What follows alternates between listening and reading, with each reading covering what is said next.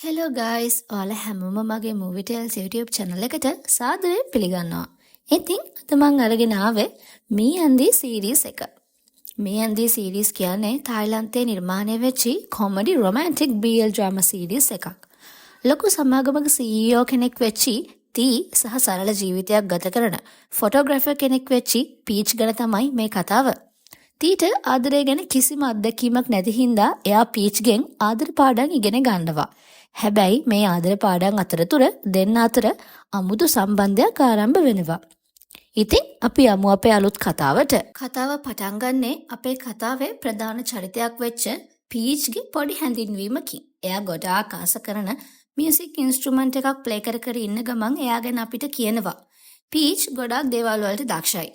මේ වෙද්දී එයා ෆොටෝග්‍රැෆර් කෙනෙක්. දවසක් පීච් කැමරා ෂොප් එකකට වෙලා කැමරා බල ඉද්දී එතන තව කැමරා එකක් ගන්න ආපු පොඩි ළමයෙක්ට සල්ලි ටිකක් මදි වෙලා.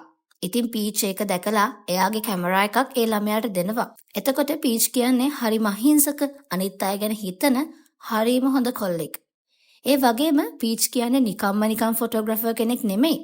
මේ වෙද්දී එයා රටේ වැඩිම ඉල්ලුමක් තියෙන ෆොටෝග්‍රැෆර් කෙනෙක් වෙලා ඉවරයි. දැන් නම් වැඩ වැඩි වෙනවා මිසක් අඩුවක් නම් හොයන්න වෙන්නේ නැහැ. ඔන්න පීච්ට ආසෙනී කියලා ලොකු කම්පැනි එකක ෆොටෝග්‍රැෆි වැඩක් හම්බෙලා. පීච් උදේම කම්පැනි එකට යනවා. ඔන්න පීච් එද්දී එයා ගාවට දුවගෙන එන්නේ ඒ කම්පැනි එකේ වැඩ කරන පීච්ගේ නංගි ලුක් ලබ්. පීච්ට ඉන්න එක්කම පවුල. එයාගේ නංගි හින්දා පීච් නංගිට ගොඩාක් ආදරේ. පීච්ගේ නංගි හිටපු හින්දා තමයි ආසෙනී කම්පැනි එකේ සෙට් එකට පීච්ව අල්ලගන්න පුළුවන් උනේ. මොකද හැමෝම ෆොටෝග්‍රැෆි වලට පීච්ව හොයන හින්දා එයාව අල්ලගන්න ටිකක් අමාරුයි. පීච් ෆ්‍රීලාන්සර් ෆොටෝග්‍රැෆර් කෙනෙක් හින්දා එයාට හිතුනොත් විතරයි වැඩක් බාරගන්නේ. මේ ප්‍රොජෙක්ට් එක නංගි වැඩ කරන කම්පැනි එකේ වැඩක් හින්දා බෑ කියලා බෑනේ. ප්‍රොජෙක්ට් ටීම් එකේ අයට හරිම සතුටුයි පීච් මේ වැඩේ බාරගත්තු එකට. ඔන්න පීච් එයාගේ වැඩ ටික පටන් ගන්නවා. ආසෙනි කම්පැනි එකේ මේන් මොඩල්ට ඉන්නේ අරාන්. අරාන් කියන්නේත් රටම දන්න টොප් මොඩල් කෙනෙක්. පීච් අරාන්ගේ ෆොටෝස් ටික ලස්සනට ගහලා දෙනවා. ඇඩ්වර්ටයිසින් වැඩවලට මේ ෆොටෝස් ඕන හින්දා ඒවා හොඳ ක්වොලිටි එකටම තියෙන්න ඕනේ. පීච් එයාගේ හැකියාවෙන් උප්පරිම ප්‍රයෝජනෙ අරගෙන මේ ෆොටෝස් ටික හරිම ලස්සනට ගන්නවා. ඒ වගේම අරාන්ට පීච් කියන්නේ දුකේදී සැපේදී එයා ගාවේ තනි නොකර ඉන්න සහෝදරයෙක්. හරියට එයාගේම අයියා වගේ.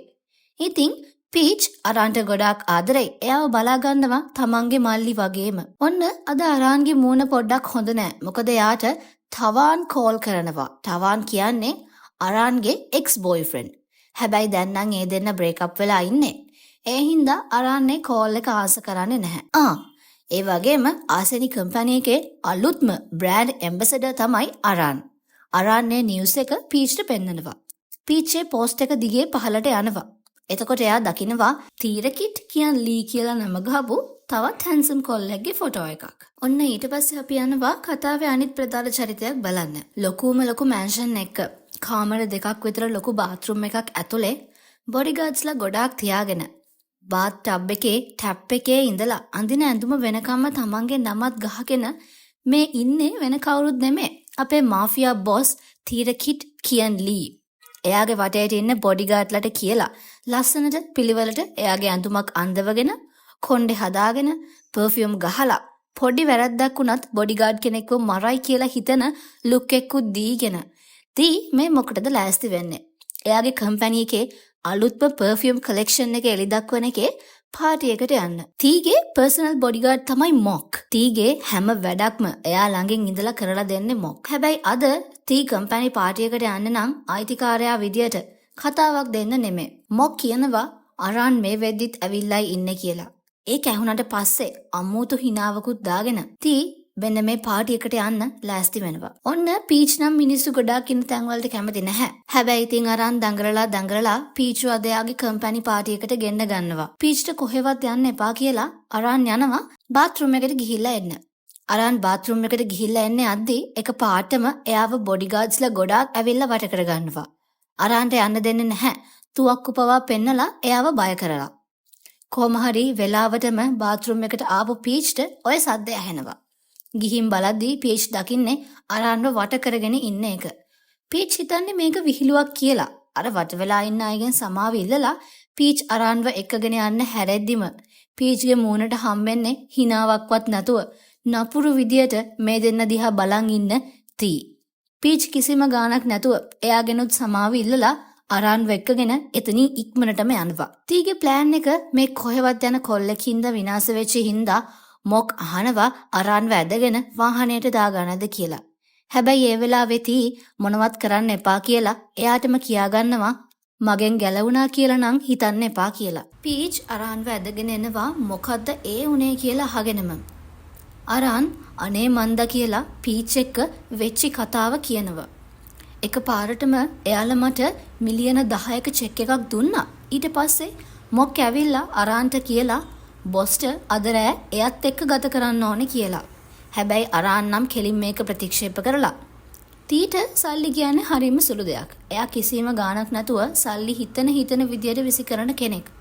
අරන් ඒ චෙක් එක තීගේ මූණට විසි කරලා යන්න හදාදී තමයි අර බොඩිගාඩ්ස්ලා ටික මෙයාව වට කරගන්නේ. පීච්ට කියාගන්න දෙයක්වත් නෑ ඒ කතාව අහලා. එයා පුළුවන් විදියට අරන්ව සනසනවා. හැබැයි ඒ වෙලාවෙම අරන්ගේ කරට අත දාගෙන හිටපු පීච්ගේ අතට ලොකු පාරක් වැදෙනවා. ඒ වෙන කවුරුත් නෙවෙයි. තවාන්ට ගොඩාක් කේන්ති අරන් පීච් එක්ක හිටපු එකට. අරන් තවාන්ට හොඳටම බැනලා කියනවා. ආයේ මේ වගේ දේවල් වුණොත් අපි දෙන්න කතා කරන්න ඕනිම නෑ කියලා. තවන් ඒ පාර නම් ඒක අහලා පීච් දිහාත් බලලා යන්න යනවා. පීච්ට ඒ වෙලාවෙත් මතක් වුණේ ඔයා හොඳින්ද කියලා ආදරෙන් අරන්ගෙන් අහන එක විතරයි. අරන් ඉන්නේ තවන් වගේ හරිම ටොක්සික් පාර්ට්නර් කෙනෙක් එක්ක හින්දා අරන් ඉන්නේ කොහොමත් හොඳින් නෙමෙයි. පීච් අරන්ව ආයෙම සනසවලා එයාලගේ ප්‍රශ්න ටික විසඳ ගන්න කියලා අරන්ව ආයෙම තවන් ගාවට යවනවා. ඊට පස්සේ තනියෙන්ම ඇවිල්ලා එයාගේ අතට බෙහෙත් ටිකක් පීච් දාගන්න හදද්දිම එතෙන්ට ඇවිල්ලා පීච්ට කතා කරන්නේ වෙන කවුරුත් නෙවෙයි තී. පීච්ට බෙහෙත් දාගන්න උදව් කරලා තී කියනවා අනුන්ගේ දේවල් වලට අත දාන්න ගියාම වෙන්නේ ඕක තමයි කියලා. හරියට නිකන් තර්ජනයක් කරනවා වගේ. පීච් නම් ඉන්නේ බය වෙලාටත් වඩා මේ තී කරන කියන විකාර කතා අහගෙන කන්ෆියුස් වෙලා ඉන්න එක. හරියට නිකන් ඩ්‍රාමා එකක් ඇතුළේ වගේ තී ජීවත් වෙන්නේ. කතා කරන්නේ. පීච් මේ විකාර දිහා බලන් ඉඳලා අනිත් පැත්තට හැරිලා එයාටම කියාගන්නවා හොඳටම සෝප් ඔපෙරාස් බලනවා වැඩි වගේ කියලා. පීච් එයාගේ පාඩුවේ තීව මගහැරලා යන්න හදද්දි ආයෙම තී එයාව නවත්ත ගන්නවා. ඊට පස්සේ පීච් තීගෙන් සමාව ඉල්ලනවා කලින් බාත්රූම් එකේදී එයාව නවත්තපු එකට. අරන් කියන්නේ මගේම මල්ලි වගේ. එයා ඔයාට කැමැත්තෙනුත් නෙවෙයි හිටියේ. එයාව අතාරින්න කියලා පීච් තීට කියනවා. තී එයාගේ හිනාව දාගෙනම හරිම ඩ්‍රැමටික් විදියට කියනවා මට ඕනි දේවල් මං කොහොම හරි කරගන්නවා කියලා. පීච්ට ඒක කියපු විදිය දැකලා හිනා. පොඩ්ඩක් දන්නේ නැද්ද? ඇත්ත ජීවිතේ ඔපෙරා ජීවිතේ වෙන් කරගන්න බැරි වුණාම ඔහොම තමයි. තීට නම් තරහ යනවා පීච් හිනා වුණාම. තී ආයෙම එයාගේ වත්කම් ගැනයි සල්ලි ගැනයි පීච්ට හරි ලොකුවට කියනවා. ඒ වෙලාවේ තී දිහා බලන් ඉඳපු පීච් අපි කොහෙද හරි හම්බෙලා තියෙනවද කියලා තී ගාවට යද්දිම මොක් අනිත් බොඩිගාඩ්ස්ලා ටිකත් එක්ක තුවක්කු අරගෙන පීච්ට කියනවා ළඟට යන්න එපා කියලා. තී මාෆියා බොස් කෙනෙක් නේ. ඒක විතින් පීච් දන්නේ කොහොමද? පීච් පොඩ්ඩක් පස්සට වෙනවා බය වෙලා. දැන් මේ පීච්ට මේ රූපේ හොඳටම දැකලා පුරුදුයි. අන්න මතක් වුණා. තීරකිට් කියන්නේ පීච් උදේ දැකපු ෆොටෝ එකේ හිටපු කෙනා නේද මේ? ආසනී බ්‍රෑන්ඩ් එකේ අයිතිකාරයා. තී කියනවා දැන්වත් අර මොඩල්ට මංගාවට එන්න කියන්න ඕනිද කියලා. පීච් ආයෙම තීට කියනවා ඔයා බ්‍රෑන්ඩ් ඕන නිසාම තමයි මේ වගේ වැඩ කරන්න හොඳ නැත්තේ කියලා. තීට දැන් ආයෙම තරහයි එයත් එක්ක එකට එක කියාගෙන එනකොට. පීච් ඒ වෙලේ නම් පොඩ්ඩක් බය වෙලා එතනින් යන්න යනවා. වාහනයට නැගලා මේ මොන විකාරයක්ද කියලා හොඳටම බය වෙලාම පීච් එතනින් යනවා. තී තනියම කියාගන්නවා පීච් කියන්නෙම හරිම අමුතු විකාර චරිතයක්ලු.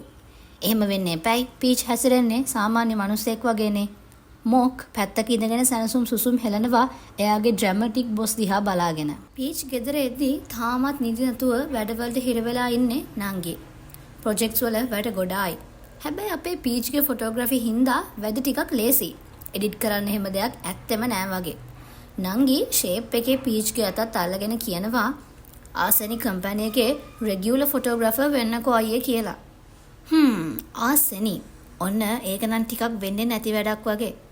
පීච් තේකුත් හදාගෙන ඇවිල්ලා නංගිට කියලා පිටත් මසාජ් කරගන්න ගමන් ඉද්දී නංගි මහනවා ඇයි ඔයා අපේ කම්පැනි එක ගැන කිව්වේ කියලා.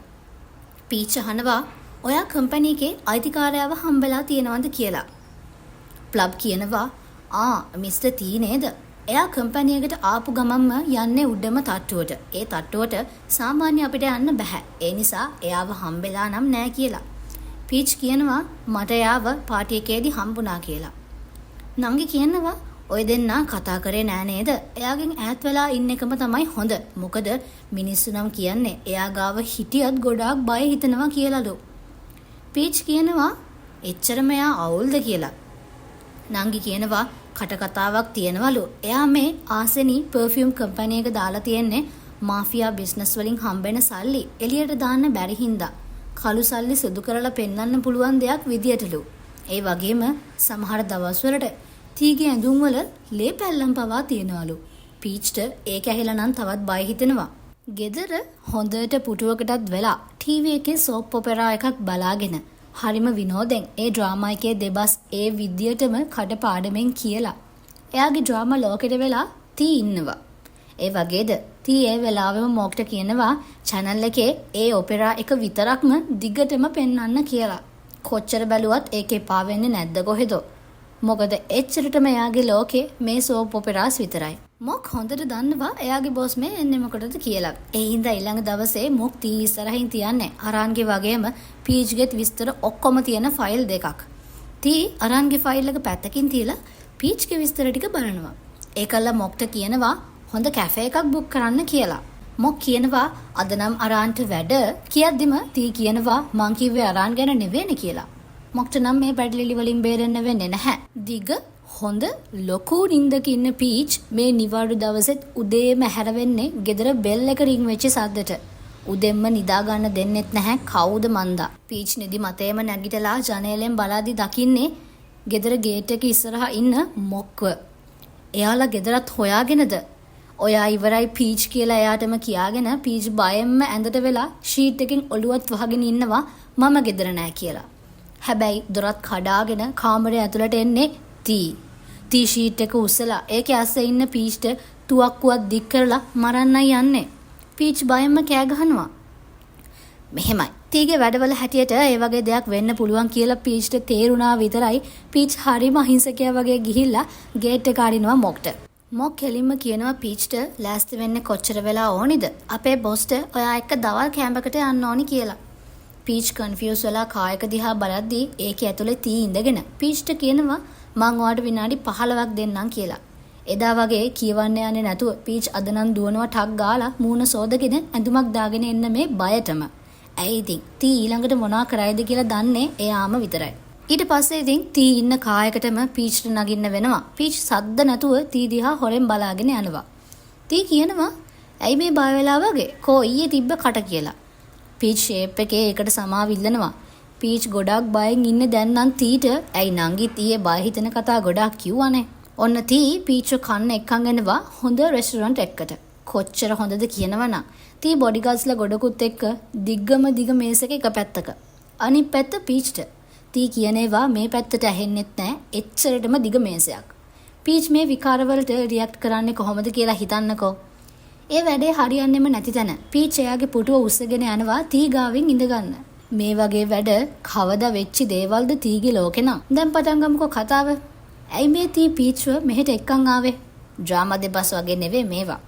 පීච් කියනවා අනේ ඔයා මාව මරන්න නම් එක්කගෙන ආවේ. ඒක කරන්න නම් එපා. මට නංගි කෙනෙක් ඉන්නවා බලා ගන්න කියලා. බොස් එක්ක වැඩේ හරියන්නේ නැති හින්දා මොක් පීච් ගාවට ඇවිල්ලා කියනවා ඔයා අරාන් එක්ක ගොඩක් ළඟ හින්දා අරාන් ගැන තොරතුරු දැනගන්නයි අපිට ඕනි කියලා. එච්චරද? දැන් තීට ඕනි පීච්ගෙන් ඩේටිං ඇඩ්වයිස් ගන්නද? හැබැයි ඉතින් පීච් මේ ඊයේ පෙරේදා තමයි එයාගේ අලුත්ම ගර්ල්ෆ්‍රෙන්ඩ් එක්ක බ්‍රේක් අප් වුනේ. මොකද පීච් එක්ක කාටවත් ඉන්න බෑ.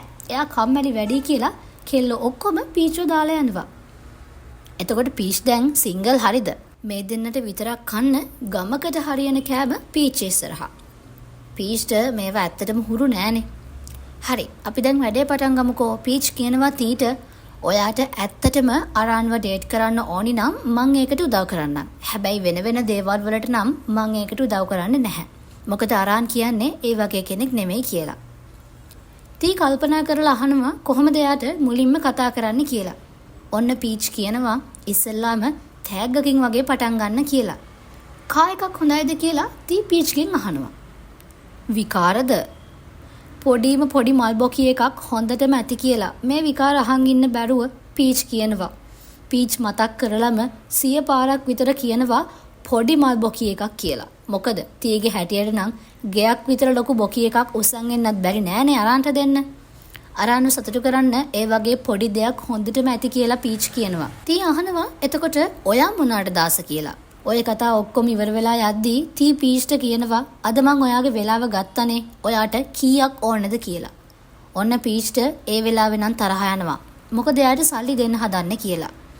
හැබැයි ඉතින් තීට නම් මෙහෙම සල්ලි විසික් කරලා එයාට ඕනි හැමදේම කරගන්න පුළුවන්නේ. ඔයා දැන් කියපු දෙයට මට නම් තරහයි කියලා පීච් එතනින් යන්න යනවා. දැන් තීට හිතා ගන්න බෑ. ඔයා මාව සල්ලි වලට ගන්න හදනවා වගේනේ කියලා පීච් ආයෙම කියනවා. උදව්වක් කරාම ඒවට ගෙවන්නේ මෙහෙම නෙවෙයිද කියලා තී ආයෙම අහනවා. ජාමාස්සේ ජීවත් වුණා වගේ නෙමෙයි ඇත්ත ජීවිතේ වෙනස්. පීච්ට දුකින්ම ඒකත් තීට කියලා දෙන්න වෙනවා. අද මට කෑමකට කතා කරපු එකම මට හොඳටම ඇති කියලා පීච් යන්න යනවා. ආයෙමත් තී පීච් නතර කරගන්නවා මම කතා කරලා ඉවර නෑ. ඔයාට මේ පොඩි කෑම වේල ඔච්චරටම වටිනවද කියලා.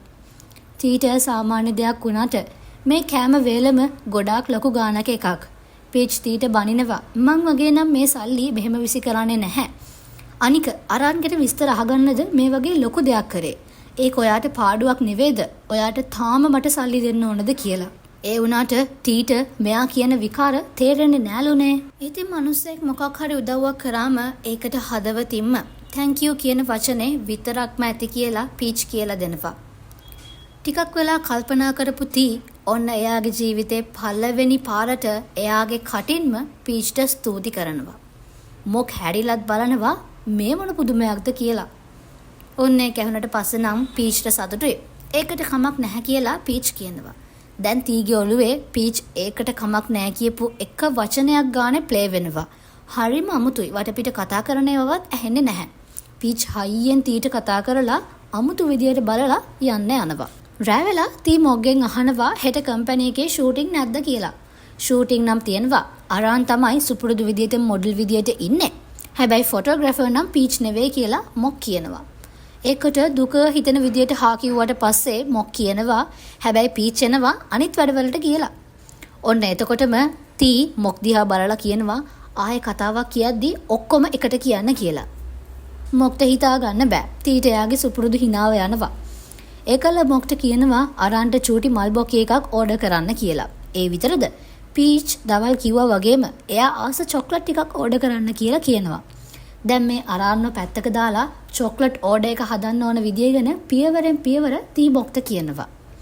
මොක්ව නම් රවටන්න බෑ. ටීවී එකේ දාලා තිබුණු ඔපෙරා එක දිහා බලන් ඉඳලා මොක් විහිළුවට තීට කියනවා කාගේ පපුවද මිනිස්සෙක්ගේ නමකින් ගැහෙන්නේ නේද බොස් කියලා. මාර වැඩේනේ. තීගේ පපුව පීච් කියලා ගැහෙනවලුනේ. ඔන්න ඊළඟ දවසේ පීච් කම්පැනි එකටත් ඇවිල්ලා අරාන් හොයාගෙන එනවා. බලද්දී අරාන් ගාව නම් ලස්සන රෝස මල් පොකුරක් තියෙනවා. වැටේ හරි වගේ. පීච් එක දිහත් බලලා hina වෙලා අරාන් එක කතාවක්. අරාන් දන්නේ තී කියන්නේ මෙයාගේ කම්පැනි එකේ අයිතිකාරයා කියලා.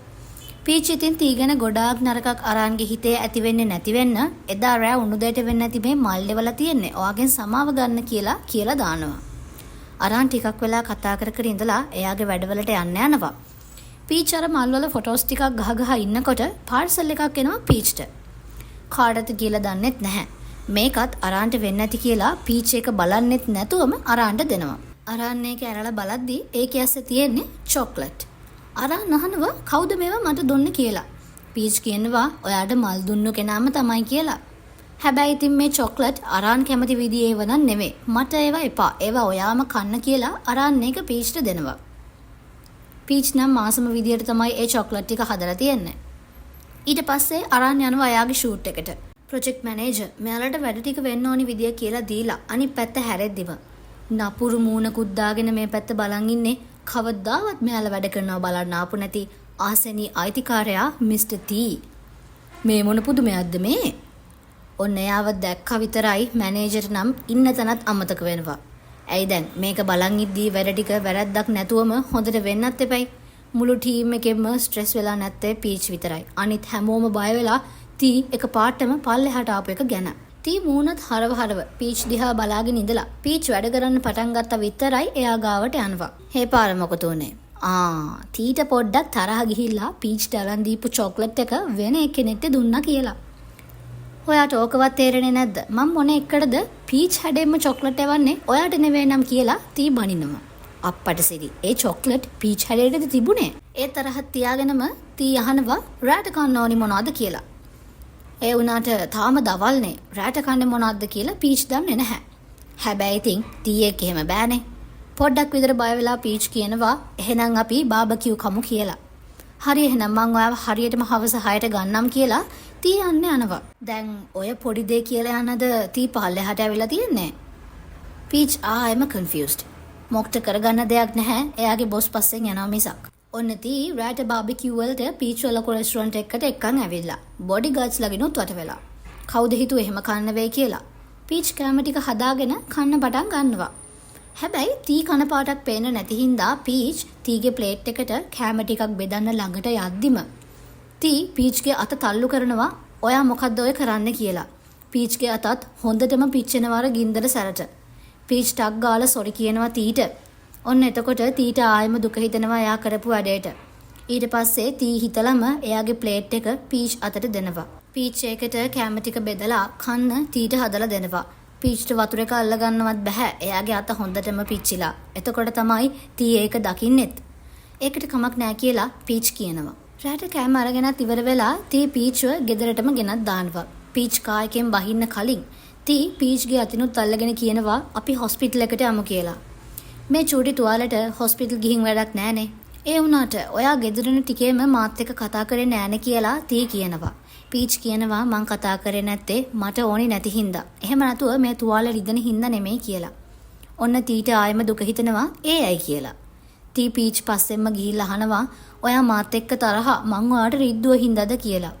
පීච් කියනවා මං ඔයාට කැම ටිකක් බෙදන්නයි ගියේ. ඔයා හිතුවද මං ඔයාව මරන්න ආවා කියලා? ඔයා මාව ඔච්චරටම විශ්වාස කරන්නේ නැත්තම් ඇයි මට කැමට කතා කරේ කියලා. මං කොහොමද ඔයාට රිද්දන්නේ? මම දැනටමත් ගොඩක් බය වෙලා ඉන්නේ. ඔයයි ඔයාගේ මිනිස්සුයි හැම වෙලේම තුවක්කු තියාගෙන මගේ ගෙදරත් එක්ක වට කරගෙන ඉන්න එකටම කියලා පීච් යන්න යනවා. තී ඒකෙන් පීච්ට වෙඩි තියන්න හිතලා නෑනේ. තී ආයෙම පීච් පස්සෙන් ගෙදරටම ගිහිල්ලා අහනවා මම මොකද්ද කරන්න ඕනි කියලා. ඉතින් කාට හරි රිද්දුවාම කියන්න ඕනි මොකද්ද? තීගේ ඩ්‍රාමා ලෝකේ හැටියට නම් එක්ක ඔයත් සමාන වෙන්න අත පුච්ච ගන්න ඕනි. එහෙම නැත්තම් ડોක්ටර් කෙනෙක්. නැත්තම් හොස්පිටල් එකකට. නෑ. තීගෙන් අහලා වැඩක් නැහැ. එයා දන්නේ ඔච්චරයි. පීච් මේ කියන ඒවා එයාට තේරෙන්නේ නැහැ. ටිකක් කල්පනා කරද්දී තීට මතක් වෙන්නේ එයා බලපු ඩ්‍රාමා එක සීන් එකක්. ඒකේ පෙන්නපු විදියටම තී එක පාරටම දන ගහලා පීච්ගේ අත අල්ලගෙන හරිම ඩ්‍රැමටික් විදියට ඒ ඩ්‍රාමා එකේ දෙබස් ටිකක් කියලා පීච්ගේ අතට කිස් එකක් දෙනවා. මදයි. තීගෙන් ඔයිට වඩා දෙයක් බලාපොරොත්තු වුණු පීච්ටයි ගහන්න ඕනේ. පීච් හයියෙන් කෑ ගහනවා හරි සිහියට එන්න මිස්ටර් තී කියලා. ඉතින් මේ කතාව ඉස්සරහට කොහොම වෙයිද? එපිසෝඩ් 1 ගැන මොකද හිතෙන්නේ? ඔන්න මෙතනින් එපිසෝඩ් 1 ඉවර වෙනවා. හිනාවෙන් පිරුණු ආදරණීය අවස්ථා ගොඩාක් අරගෙන මීයන්දී සීරීස් එකේ එපිසෝඩ් 2 එක අපි ආයෙම හම්බෙමු. වීඩියෝ එකට කැමති නම් ලයික් එකක් දාලා සබ්ස්ක්‍රයිබ් කරන්නත් අමතක කරන්න එපා.